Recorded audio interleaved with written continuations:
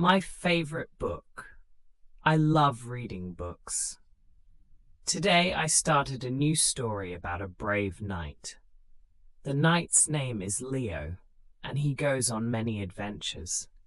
In the first chapter, Leo helps a little girl find her lost puppy.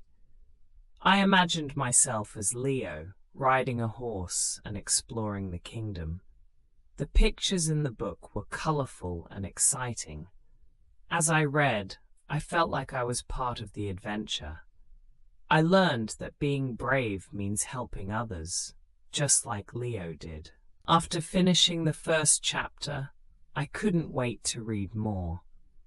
I asked my mom to read it with me so we could share the adventure together. Reading makes me feel happy and helps me dream big. I can't wait to see what happens next in Leo's story. I think books are magical, and I want to read every day.